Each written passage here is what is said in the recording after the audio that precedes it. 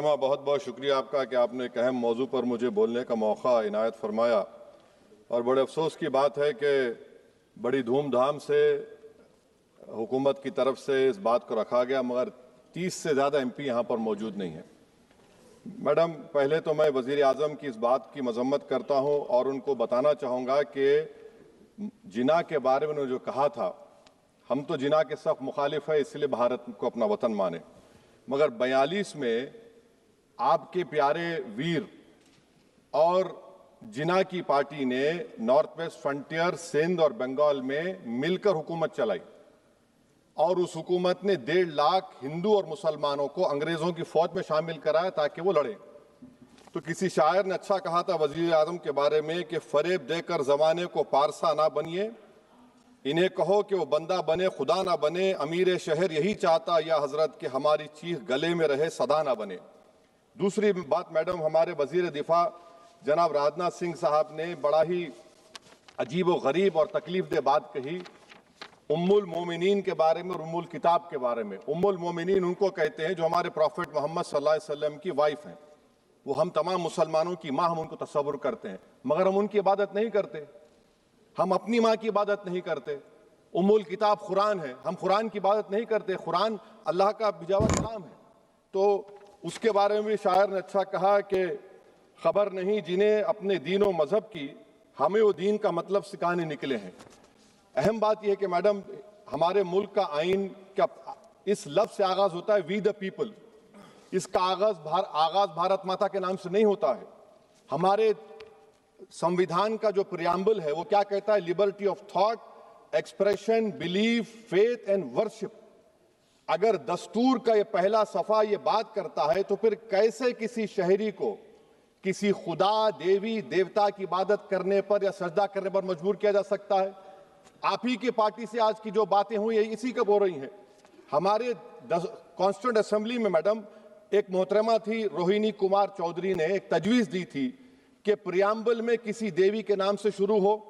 उन्होंने खास तौर से वंदे मातरम का जिक्र किया, मगर उसको कबूल नहीं किया गया। फिर KV कामत साहब ने एक तजवीज दी कि इट्स सिटीजन्स को बदलकर हर सिटीजन्स किया जाए और खुदा के नाम से शुरू किया जाए, वो तरमीम को मुस्तरद कर दिया गया। हमारे संविधान का उसूल यह है कि भारत क्या है, उसकी अवाम है, अवामी कानून की मुसन्निफ है, अवाम की मर्जी से सबसे बालातर है, अवामी हाकिम है। मुल्क किसी खुदा, देवी, देवता, मजहबी इलामत के नाम से नहीं चलता, ना मुल्क किसी एक मजहब की मिल्कियत है। इसीलिए बाबा साहब अम्बेडकर ने क्या कहा था? उन्होंने मदर इंडिया के नजरिए को मुस्तरद किया। बाबा साहब ने एक नई इस्तिलाह वजह कर दी और कहा कि भैक्षित भारत, ये बाबा साहब अम्बेडकर ने कहा। अब मैडम, अगर मजहबी आजादी इस आइन का बुनियादी उसूल है तो सवाल यह पैदा होता है कि उस वक्त हमारे जो कॉन्स्टिट्यूंट असेंबली के प्रेसिडेंट थे जनाब राजेंद्र प्रसाद साहब ने किस बुनियाद पर वंदे मातरम को कौमी तराना करार दिया? ना तो कोई सेक्यूर रेजोल्यूशन है इसके बारे में। मैडम, मैं आपको बताना चाहूंगा कि जुडिशरी क्या कहती है। बीजू इमैनुअल केस है 1986 का, जिसमें जिहोवा विटनेस ने कहा कि मैं नेशनल एंथम के वक्त खड़े रहूंगी, पढ़ूंगी नहीं। सुप्रीम कोर्ट ने कहा कि उसने कोई गुनाह नहीं किया। वहीं एक 2017 का केस है अश्विनी उपाध्याय का केस सुप्रीम कोर्ट का, उन्हें कहा गाइडलाइंस दिए जाएं वंदे मातरम पर, सुप्रीम कोर्ट ने नहीं कह दिया। फिर आप आ जाइए madam, prevention of insult act national 1971, इसमें नेशनल सॉन्ग नहीं है, सिर्फ नेशनल एम्बलम और आपका नेशनल एंथम है। फिर आप आ जाइए 40th अमेंडमेंट आर्टिकल 51 है, 76 में पास हुआ, उसमें भी इसका कोई जिक्र नहीं है। मैडम, मैं आपके सामने बताना चाहूंगा कि हमारा भारत एक इसका मजमुआ क्या है। इसमें हिंदू है, मुसलमान है, सिख है, ईसाई है, जैन है, एथिस्ट है, मेहनतकश है, किसान, गरीब, मजलूम और दलित है। मगर अगर जो तकारीर आज हमने यहाँ पर सुनी और बाहर जो सुनते हैं, अगर भारत को देवी कहने और उसके आगे सजदा करने, तो दरअसल कौम परस्ती को, वतन से मोहब्बत को मजहब में तब्दील कर रहे, और फिर यहाँ पर बोल रहे कि अगर भारत में रहना है तो वंदे मातरम गाना पड़ेगा। भाई, ये तो संविधान के खिलाफ है, सुप्रीम कोर्ट के जजमेंट के खिलाफ है। अगर वंदे मातरम मैडम कौमियत का मियार है तो फिर सवाल ये है कि हजरत मोहानी की कौमियत क्या थी जिसने इनकलाब जिंदाबाद का नारा दिया? अगर यूसुफ मेहरली ने quit India, Simon go back का नारा दिया तो उसकी कौमियत क्या थी? अगर हैदराबाद से मौलवी अलाउद्दीन जो मक्का मस्जिद का पहला मुजरिम है काला पानी में, और तूरेबाज खान जो मारकर लाश को लटका दिया गया था हैदराबाद में 8 दिन तक, उसकी कौमियत क्या थी? अगर इनायतुल्लाह काफी जो जिहाद का फतवा अंग्रेजों के खिलाफ दिया मुरादाबाद में, जब उनको 2 दिन में फांसी की सजा दी गई, और जब फांसी की सजा के बाद जा रहे हैं तो इनायतुल्लाह मौलाना काफी की जबान पर क्या था? वो रसूलुल्लाह हमारे प्रॉफिट की नात पढ़ रहे थे। क्या पढ़ रहे थे? कोई गुल बाकी रहेगा ना चमन रह जाएगा, पर रसूलुल्लाह का दीन हसन रह जाएगा। तो उनकी कौमियत क्या थी? माल्टा की जेल में महमूदुल हसन, हुसैन अहमद मदनी 6 महीने माल्टा की जेल की ग्राउंड में पड़े रहे, उनकी कौमियत क्या थी? अल्लामा फजल खैराबादी का वो सल काला पानी का पुकार पुकार कर से पूछ रहा है, जो वहीं पर मर गए, खबर वहां पर है, बताओ मेरी कौमियत क्या थी? मैडम, मैं एक मुसलमान हूं, मैं इस्लाम को मानने वाला बावकार इंसान हूं, और मेरे मजहब की बुनियादी तालीम तौहीद है, ला इलाहा इल्लल्लाह, नहीं है कोई खुदा सिवा अल्लाह के। और कुरान में अल्लाह क्या बोल रहा? इय्याका नाबुदु इय्याका नस्तईन, तुम मेरी इबादत करो, मुझे मानो। मुझे कहां से मिल रहा? आर्टिकल 25 से मिल रहा है। मुझे कहां से मिल रहा है? Liberty of thought, expression, belief, faith and worship से मिल रहा है।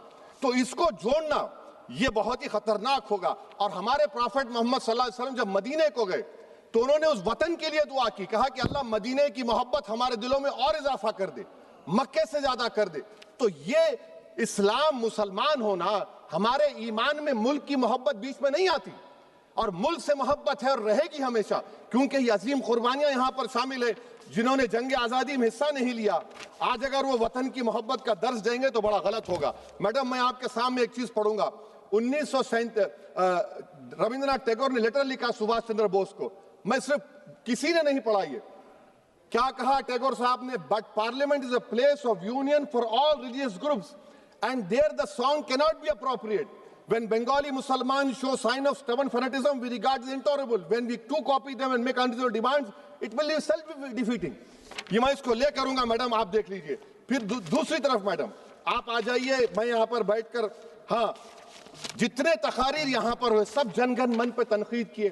तो मैडम मुझे ये कहना पड़ेगा कि जनगण मन पर आप लोग इतनी तकलीफ क्यों उठा रहे हैं?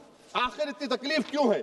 तो मैं जब जाकर देखा तो मुझे 28 दिसंबर का ऑर्गेनाइजर मैगजीन का आर्टिकल मिला, जिसमें ऑर्गेनाइजर लिखता है कि what is the moral sanction behind government choice of Janagana Mana except that it can be made an item of entertainment at the sumptuous parties thrown by government officials. आप बताइए इसका बोलेंगे आप? और फिर उसके कैंड कैसा करते हैं? It will mean we can not love our motherhood. Madam please, it will mean that Vande Mataram is buried alive with the word Jangan Mana on the tombstone, for the tomb will also be of Jangan Mana of the will of the people. इस पर आप क्या बोलेंगे? Madam, मैं आपको ये बताना चाह रहा हूं कि वतन की मोहब्बत हमारे लिए बहुत अहम है, मगर ये बताइए हमको कि अभी मैडम यहाँ पर आनंद मठ के बारे में बहुत कुछ कहा गया। मैं सिर्फ 2 मिसालें आपको देता हूं। आनंद मठ के पेज नंबर 70 और 80 को पढ़ लीजिए। इसके बाद सनातन जहां मुसलमानों के घर पाते थे, इन्हें आग लगा देते थे। आप पेज नंबर 98 पढ़िए। हमें सिर्फ इन मुसलमानों को जड़ से खत्म करना है क्योंकि खुदा के दुश्मन बन चुके हैं। फिर आप पेज नंबर 115-16 दीजिए। फिर मुख्तलिफ इलाकों में मुसलमानों को सदा देने के लिए भेजे जाते, जहां भी मुसलमान आबादी नजर आती जला दिया जाता।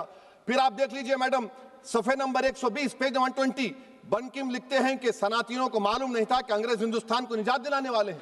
ये आप क्यों कर रहे हैं? अब आप मैडम, मैं आपको पेपर्स दे कर दूंगा। मैडम, भारत में हमारी आजादी इसलिए आई और बरकरार रही कि हमने मुल्क और मजहब को एक चीज नहीं बनाया। हमने ऐलान किया कि हमारी मुल्क मुख्तलिफ तबकात मज़ाहिब पर मुश्तमिल है। हमारे मुश्तरका तकदीर हमारी कौमियत का सरचश्मा है। यह खास जबान, सखावत, मजहब नहीं है। अगर वंदे मातरम का मतन कौम और मजहब को एक बना देता है, अगर हम इसे टेस्ट बनाते हैं वफादारी का, तो फिर मान लीजिए कि यह गांधी, अंबेडकर, टैगोर, बोस और लाखों आजादी के सिपाहियों की सोच को छोड़कर गोडसे की सोच की हिंदू कौमी परस्ताना, मैडम खत्म कर रहा हूं, कौमी हिंदू कौम परस्ताना को इख्तियार करेंगे।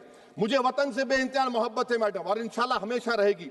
मगर बावजूद इसके कि मेरी मस्जिद, मेरी इबादत गाह, मेरे कपड़े, मेरे कारोबार पर हमले होते, मगर मैं फिर भी कहता हूं कि वतन मेरा, हर वतन को हम छोड़कर नहीं जाएंगे। मगर हुब्बुल वतनी का क्या मुतालबा है? हुब्बुल वतनी ये कहता है कि वतन से मोहब्बत है तो जुल्म को खत्म करो, गरीबी को खत्म करो, बेरोजगारी को खत्म करो, जबर का खात्मा करो, अमन का गहवारा बनाओ, पाकिस्तान की दहशतगर्दी को खत्म करो, एक्सप्लॉयटेशन को रोको, शरारत को रोको, मुल्क के खिलाफ की जाने वाली साजिश खत्म करो। मैडम, भारत एक चमन है जहां पर हर फूल को खिलना चाहिए।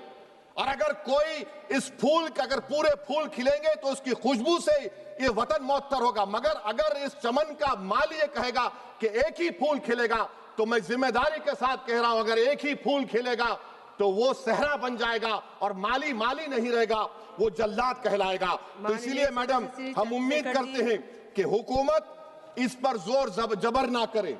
मेरा राइट है, यकीनन मैं जानता हूं कि आजादी के लड़ाई में वंदे मातरम का नारा था, मगर अगर आप इसको जबर करेंगे तो ये संविधान के खिलाफ है। वफादारी का सर्टिफिकेट हमसे मत लीजिए मैडम, खत्म कर रहा हूं। वफादारी का सर्टिफिकेट हमसे मत लीजिए। आपके बुजुर्गों के कोई एक किताब में लिख के क्या लिखा है बता दीजिए, कहां पर क्या लिखा हुआ है।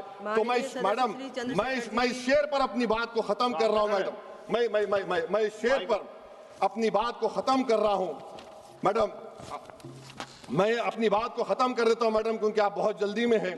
कि भारत जिंदाबाद, हिंदू मुसलमान जिंदाबाद, दलित जिंदाबाद, ईसाई जिंदाबाद, आदिवासी जिंदाबाद, जो किसी खुदा को नहीं मानते वो भी जिंदाबाद, और मैडम सब पिछड़ा सब आ गया इसमें। तो हम उम्मीद करते कि इस रूह को आप समझेंगे, अगर आप सिर्फ अपनी आइडियोलॉजी को लेकर चलेंगे। और आखिर में मैडम, जनाब बंकिम चंद्रा साहब के बारे में मैं आपके सामने डॉक्यूमेंट लेकर रहा हूं कि उन्होंने बीए का एग्जाम पास नहीं किया था, 7 मार्क्स से फेल हो गए थे, ये भी रख रहा हूं। तो आप जिसका लिटरेरी जायंट बता रहे ये नहीं है। बहुत बहुत शुक्रिया मैडम। धन्यवाद सभापति महोदया। मैं इस सदन का ध्यान